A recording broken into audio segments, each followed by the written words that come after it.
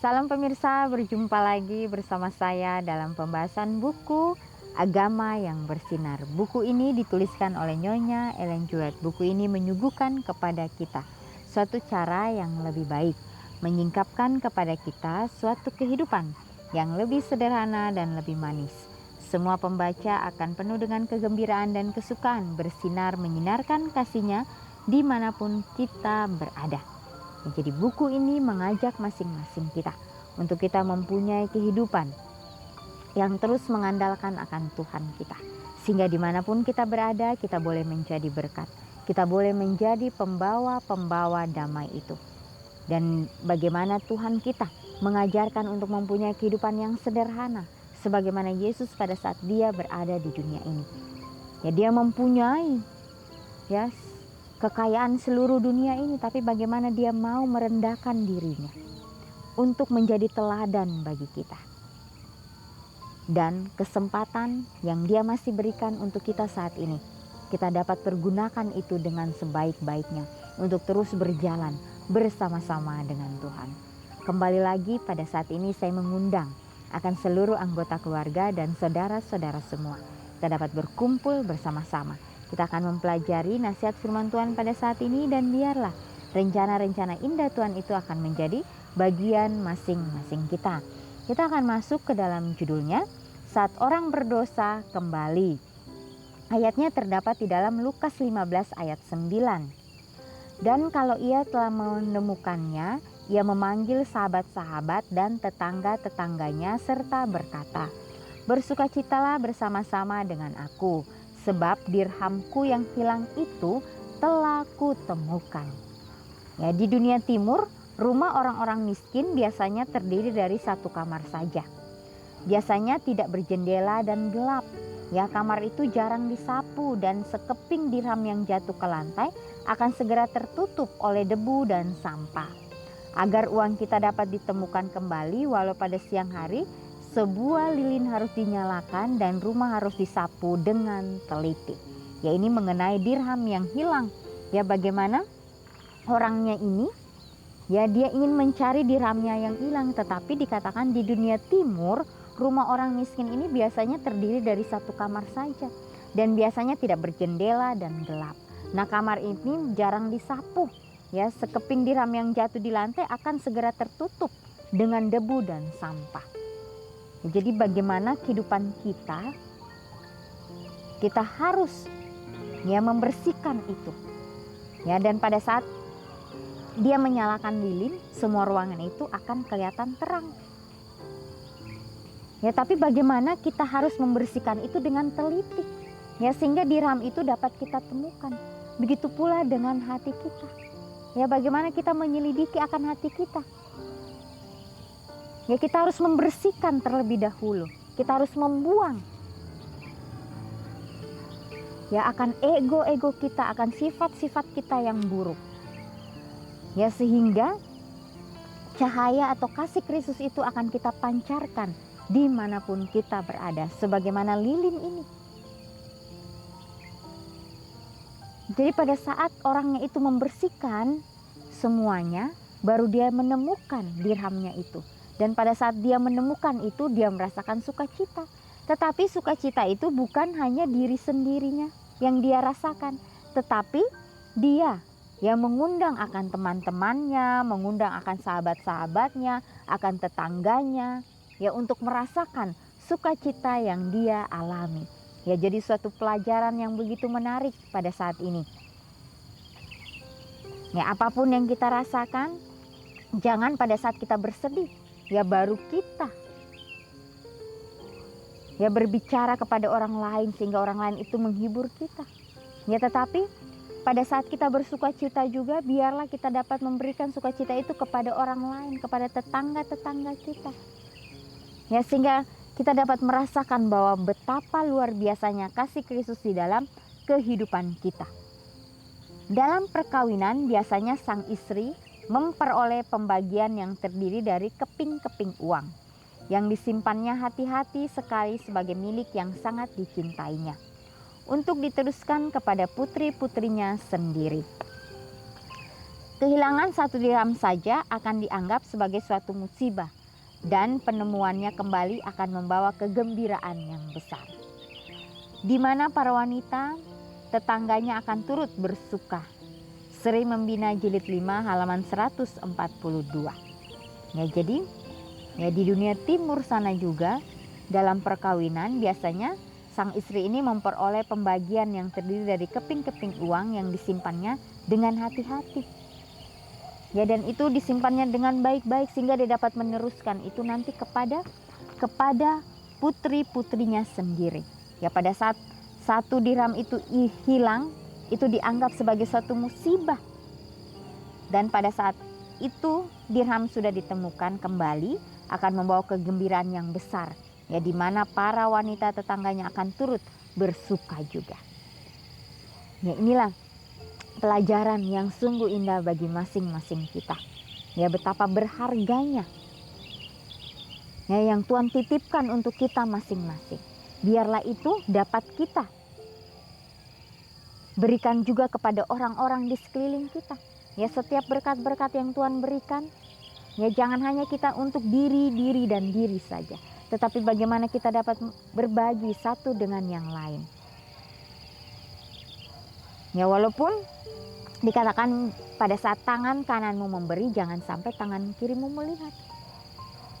Dikatakan bagaimana kita harus memberi dengan sepenuh hati kita, dengan sukacita.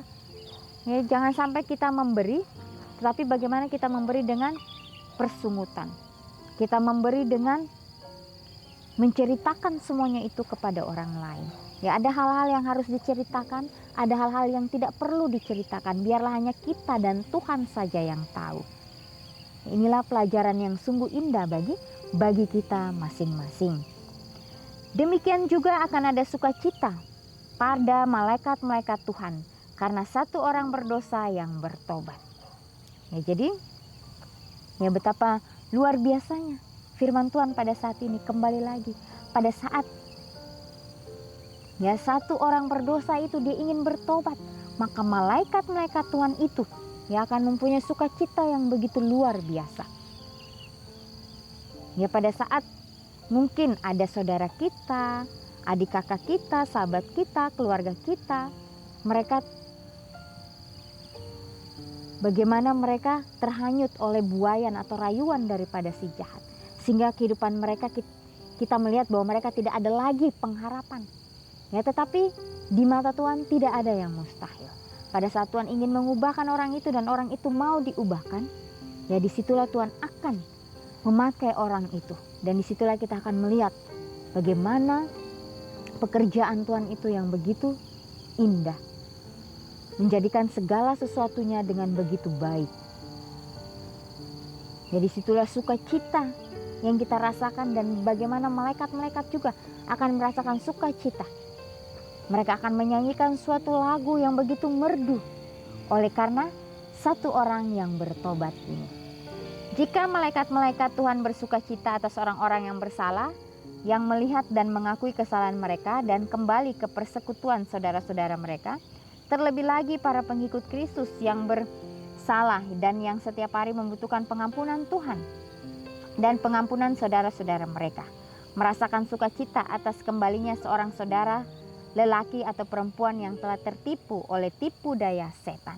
Ya, Testimony for the Church jilid 3 halaman 100. Ya, jadi kembali lagi ya kita diingatkan ya bahwa jika malaikat-malaikat Tuhan bersukacita atas orang-orang yang bersalah, yang melihat dan mengakui kesalahan mereka dan kembali ke persekutuan saudara-saudara mereka, terlebih lagi para pengikut Kristus yang bersalah dan yang setiap hari membutuhkan pengampunan Tuhan dan pengampunan saudara-saudara mereka. Ya, jadi Tuhan akan selalu mengampuni kita. Kalau kita menyadari apa yang kita sudah lakukan ini adalah sudah salah jalan. Disitulah bagaimana kita jangan pernah ragu datang kepada Tuhan. Biarlah kita mempunyai langkah yang pasti untuk datang kepada Tuhan, untuk meminta ampun. Ya, dan kita meminta Tuhan supaya menolong kita untuk tidak melakukan lagi. Ya, jadi jangan sampai kita tertipu oleh rayuan daripada si jahat. Ya, karena hal-hal duniawi itu sifatnya hanya sementara.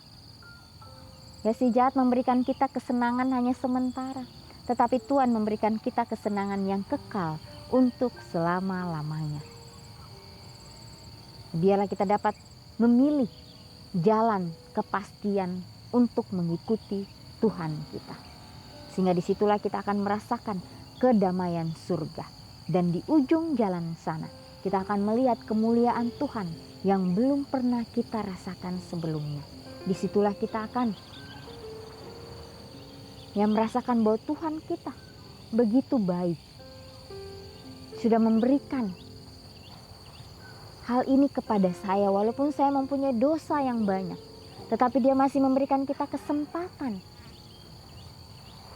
Dia mau terus mengajarkan kita dengan begitu sabarnya. Dia mau menunggu kita. Ya, Tuhan hanya sedang menunggu kita untuk bertobat. Maka Dia akan datang untuk kedua kalinya. Ya, biarlah pertobatan itu boleh menjadi bagian kita di dalam kehidupan kita. Ya, sebenarnya bukan Tuhan yang menunda kedatangan, tetapi kita manusia yang menunda akan kedatangan Tuhan itu. Ya, tanpa kita sadari, ya kita sudah menyakiti hati Tuhan kita. Ya, betapa pengorbanan yang luar biasa yang Dia berikan di atas kayu salib.